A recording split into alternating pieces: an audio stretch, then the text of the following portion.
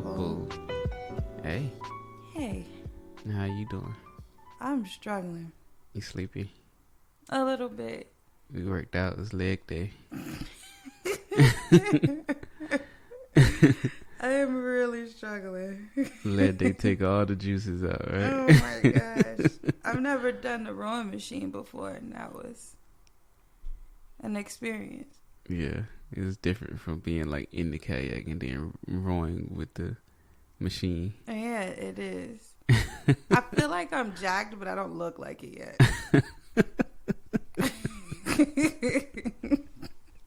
You keep going on that rowing machine, you will be jacked.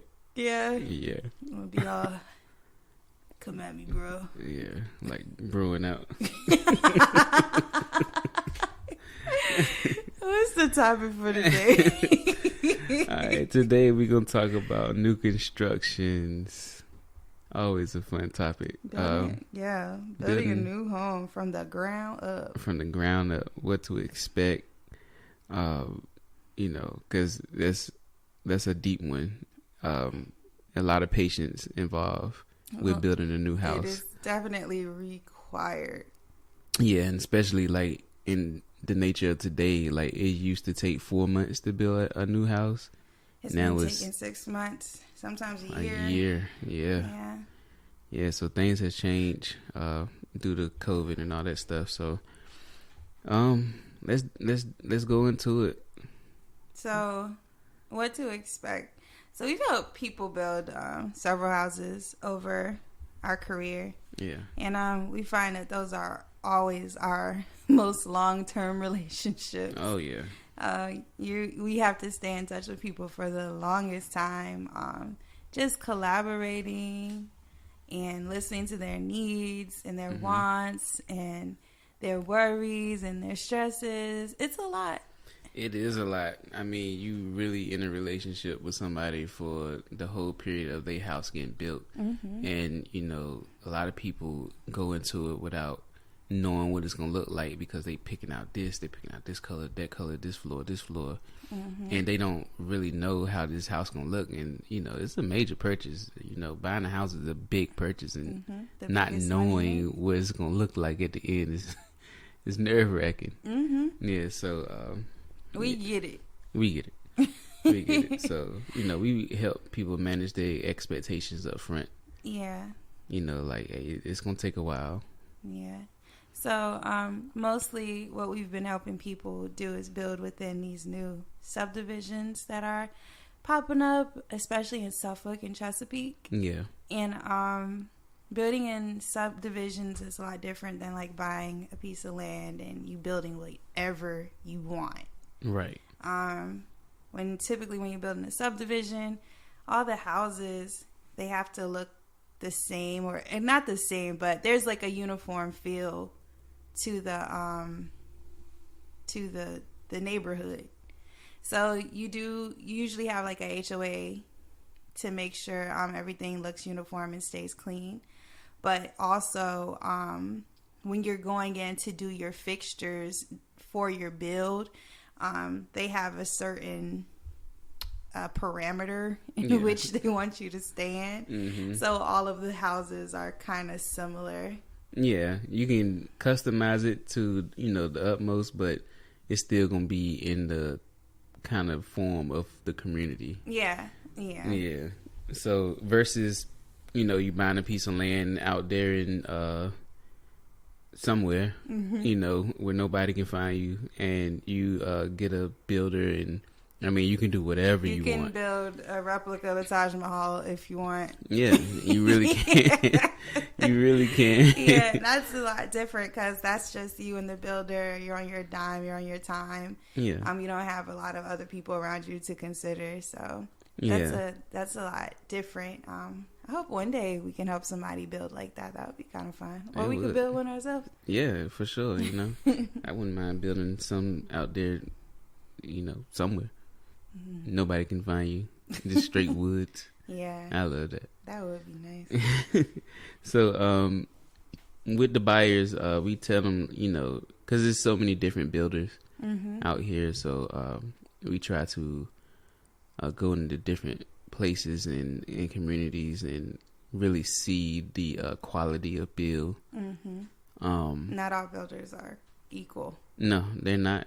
They're not, and you can really tell. You can go in there and feel things, feel the finishes, feel the structure. You can, you know, we had one guy. He was like, "Oh nah, it just feel cheap in here." It But it's cheap. the truth. It is the truth, Yeah. and you know, you have to find that builder and find somebody that you can get along with because it is a long-term relationship. Yes, from the agent that you work with on the buyer side. Working with a builder is difficult because the one I'm working on right now, she's like, I mean, he's great. He's responsive. He answers my questions, but I've seen you work on some where, you know, you wouldn't hear things for like a month. Yeah. And then they would email you like it was your fault. Right. Like, where you been? I'm like, have you not seen me? So, all these call, texts, and emails. Get emails. really The 3 points. I can't go beyond the 3 points. Right, I can't. I've hit every one. Right, exactly. Like, I don't want to show up on your doorstep. I will. I will, but I don't want to. Yeah, so time frame. We touched on that earlier about how long it takes to get a new construction home. Yeah. Sometimes though, I will say it does depend on if you get a house that's like already, like sometimes they have houses in the subdivisions that are just like already built out. So you might be able to pick a few of the finishes, but for the most part, they already built it out and you can just buy it. And in those instances, it usually doesn't take too long. Usually takes about like 30 days for them to appraise and get it through financing, and then you'll be in there about 45 days. Yeah, that's good. But if you want it from the ground up, a lot of you picking out a lot of finishes, custom bathroom, hardwood floors, it can definitely take longer. Yeah. And if you want to like a certain spot in the neighborhood, That like could take you longer too. want this corner lot, and yeah, that could take longer. It depends on how far in line your house is too in the subdivision. Right. So there could be like 5 other houses ahead of yours. Yeah. So they really build them fast though. Like, I'm amazed. Yeah, I'm amazed too. They be rolling. Yeah, they do. Yeah, they be rolling. And a lot of things too that can hinder the time is weather.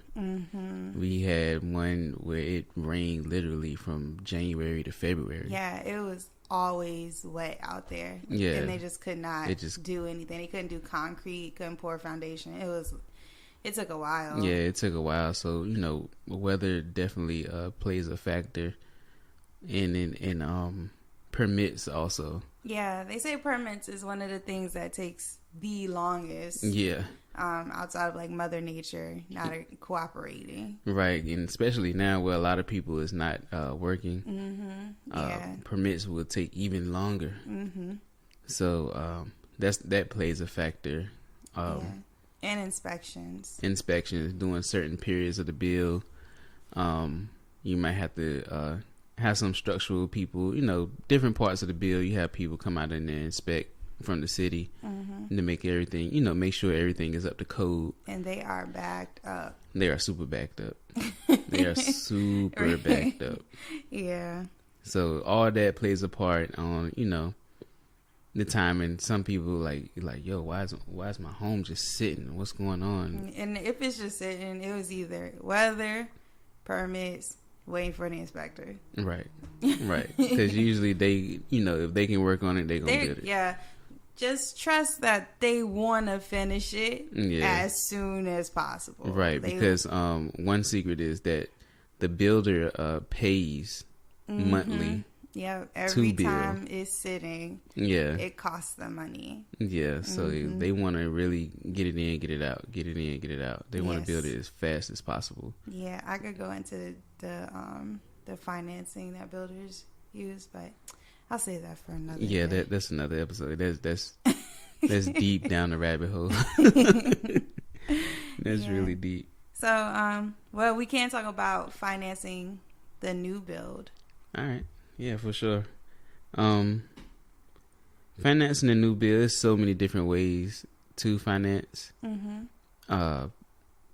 I see that the easiest way to finance for our buyers to get like some incentives is through the builder's preferred lender. Yeah, because usually the preferred lender kicks back something at closing. So another thing that we should really touch on too is like when you're building a house, there's not really any negotiating the price. No. There's not really any asking them for closing costs. It's not like buying a house that's already built, in a neighborhood, like a regular buy. Right. This is different. It's super different. Right. So you paying for that house. Yeah, I lost a client because he was like, hey, I want to negotiate this price. And I'm like, no, they don't do negotiate. That. Because like new houses, one thing about new houses, like everybody wants a new house. Right. And honestly, if you think about it, new houses, they tend to be the best. You don't have to worry about too much maintenance. Everything's new.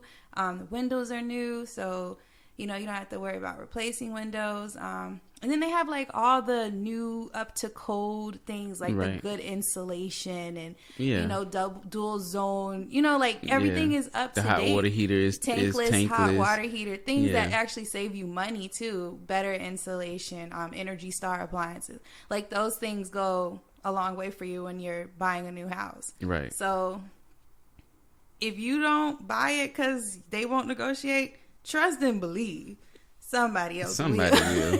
Somebody will.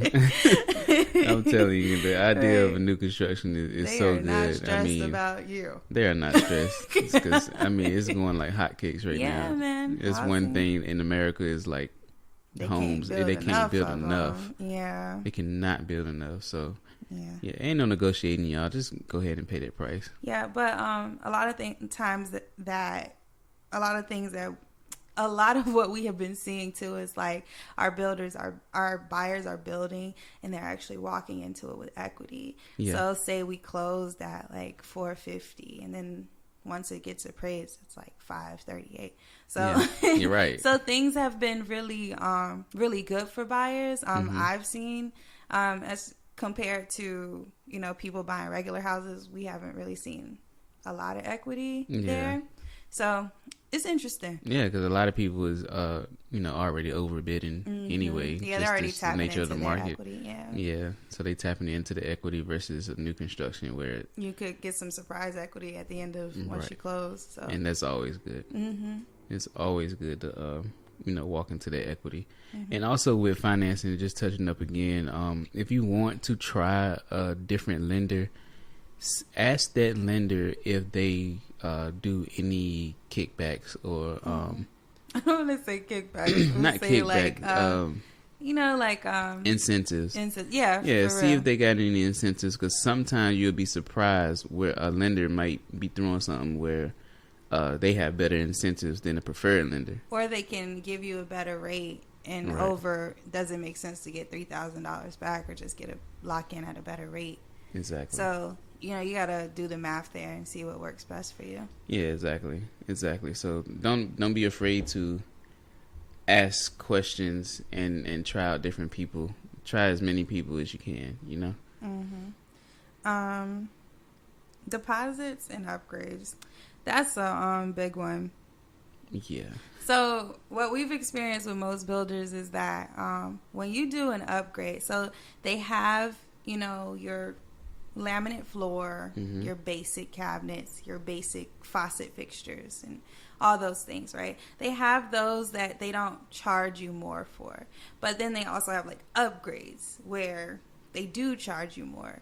So say you wanted those like gray shaker cabinets or like gold faucets or whatever. I don't know. Yeah. They might charge you more for those. So you have to pay half of the amount of that upgrade, if that makes sense. Yeah, so just have some cash ready if you want to do upgrades. If you want like steps, you want them like all wood. Yeah. Which is interesting because we had a seller that went out his way to get wood steps, and he was so serious about those wood steps. And boy, it paid off for him when he went to sell. It really did. And so, it might be worth it to get that upgrade. Yeah, make sure you get those necessary upgrades. I say that last for the future. Wood floors seem to be the trending thing right now. Like downstairs, if you got 2 levels, and those wood steps was beautiful though, and it definitely paid off. So if the wood steps cost, it's a $5,000 upgrade, just know you're gonna pay $2,500 deposit. Yeah, just to get the working on the steps. Yeah, and the other $2,500 will be financed into the mortgage. Yep. But whatever deposits you have put on the house, they go back towards the price of the house. Yeah. So your money is not. They just somewhere use in the it clouds to get started. Yeah, for sure. Yeah, and I think going through with yourself, like what's worth an upgrade to you is important. Like if I was building a house, my most upgraded rooms would probably be my kitchen and my primary bathroom. Yeah. Like sure. I would go ham in those two. Oh man, we're going in. I mean, yeah, make sure because I seen some where it's just like a stand-up shower, but it seems the ones that tend to sell the most and go the fastest is the ones with the stand-up shower and the tub. That's always a good thing, and like you said, your primary bedroom. I forgot. Try not to it's say try not master. to say. We gotta cut that out, y'all. We're just trying to be better. Yeah, okay? man. Yeah, we gotta cut that out. But in kitchen. I mean, you gotta go ham for your kitchen. Kitchen is just photographed well when you go to resale anyway. Yeah, and not just for the resale, but I enjoy a nice kitchen. Yeah, we love to cook though. Yeah, we really do. Yeah. Yeah. So, with the new construction, just make sure, like I said, we said, stay patient. Yes, that's the biggest thing. Get what you want, budget out for what you want. Don't be afraid to get those upgrades. But the biggest thing is just staying patient and, enjoying the process. Yes, and working with somebody that, is going to get your questions answered, make you feel comfortable. Because, like we said, it's a long relationship. Yeah, it that is. You're in with somebody until the point that your home is built. Yeah. So you want somebody that you can trust and that you can talk to. Even, sometimes I have to talk to my clients and just say, hey, what's going on? Because sometimes they're just really nervous. Yeah. They're excited or ready to move. And a lot of times people are homeless during that process because they sold their house and they're in between houses. So we have to be a support system for buyers when they're building too. Yeah, for sure. And and hey, talk it out. Talk it out to people. Voice your concerns. Keep an eye on your house too, because sometimes builders make mistakes. Yes, they do. I have encountered a mistake couple weeks ago. I encountered some too. Yeah, but But if you can catch them, the builder will more than likely make it right. For sure. Yeah. Most definitely, they will accommodate. Usually builders is really good people, and take pride in their work. Yeah. So they will accommodate and make sure everything is straight. Especially our little big area. Nobody wants to be bad-mouthed around town. No. Okay. It spreads real quick around here. It spreads real quick in Hampton Roads. You don't want to get locally canceled. For sure. So, if y'all got any questions about building a house, if you want to build a house, hey, we got connects. Let us know how you feel, what you want to do. We got your back. If you want to build a house anywhere in the world. Yeah, we'll put you in touch with somebody that can help you out. Yeah, for sure. We'll check the vibes for them. And what's your handles, You can babe? find me at Afros and Condos on Instagram, and Shanae Powell on Facebook. Yeah, you can find me at Money Griffin on Instagram, Mario Powell on Facebook. And our business page is at The Powell Couple. Yeah, for sure. And our website is thepowellcouplerealestate.com. There we go. Oh, yeah. Well, holla at us, y'all. Yep. Peace, love, and real estate. Peace, love, and real estate. All right.